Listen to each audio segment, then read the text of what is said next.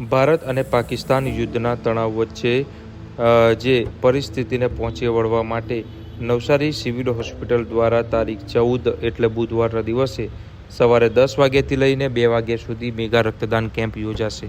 કારણ કે આવી પરિસ્થિતિ જે છે વર્તમાન પરિસ્થિતિને ધ્યાને રાખીને રક્તની અછત પડે અને જો રક્તની જરૂર પડે તો તેના માટે આગોતરું આયોજન કરવામાં આવી રહ્યું છે.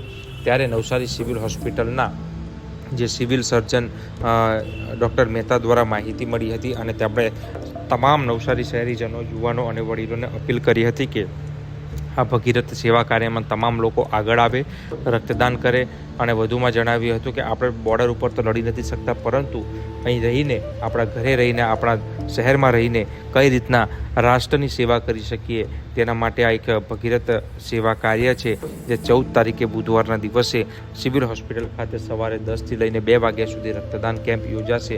કારણ કે દેશની જ્યારે સરહદ પર જ્યારે આપણા જવાનો લડી રહ્યા છે ને કોઈ ઘાયલ થાય તો રક્તની જરૂર પડે તો આપણે એમની સેવા કરી શકીએ. તેના માટે 14 તારીખે મેગા રક્તદાન કેમ્પ નવસારી સિવિલ હોસ્પિટલ ખાતે રહેશે, જેને લઈને સંપૂર્ણ બેડ સહિત તમામ વ્યવસ્થા કરી દેવામાં આવી છે. જેને લઈને તમામ ડૉક્ટરો સિવિલ હોસ્પિટલના પોતે પણ રક્તદાન કરશે અને આ રાષ્ટ્રની સેવામાં આગળ આવશે.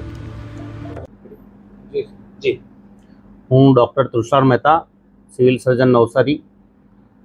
આ યુદ્ધની પરિસ્થિતિ અન્વયે, ઓપરેશન સિંદૂર અન્વયે મારે નવસારીની જાહેર જનતાને જણાવવાનું કે આગામી દિવસોમાં યુદ્ધની પરિસ્થિતિને લઈને નવસારીમાં કોઈ અણબનાવ બને કે નવસારીની આજુબાજુની જગ્યાઓ પર કોઈ અણબનાવ બને તો સૌથી પહેલી જરૂરિયાત આપણી રક્તની રહી છે, લોહીની રહી છે, અને એ રક્તની જરૂરિયાત પૂરી કરવાની જવાબદારી કે ફરજ આપણા નાગરિકોની છે.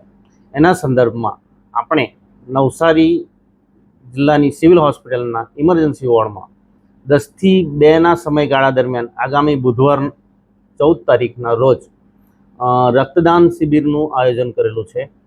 એમાં આપ સૌ નવસારીની જાહેર જનતા પોતાનું રક્તનું દાન કરીને અમને આ કાર્યમાં આગળ વધવાની પ્રેરણા આપો એવી મારી આગ્રહભરી વિનંતી છે.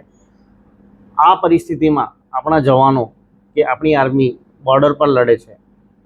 આપણે બોર્ડર પર તો લડી નથી શકતા, પરંતુ આપણે અહીં આપણા રક્તનું દાન કરીને આપણા દેશની અને આપણા જ લોકોની અને આપણા જવાનોને આપણે પ્રેરણા આપી અને એમને બોર્ડર પર લડવા માટે વધારે મજબૂત કરી શકીએ. અને એક રીતે આપણે આ રીતે પણ નવસારીમાં રહીને રાષ્ટ્રની સેવા કરી શકીએ. તો મારી આગ્રહભરી વિનંતી છે નવસારીના લોકોને કે આવો અને નવસારી સિવિલ હોસ્પિટલ ખાતે બુધવારે રક્તદાન કરો.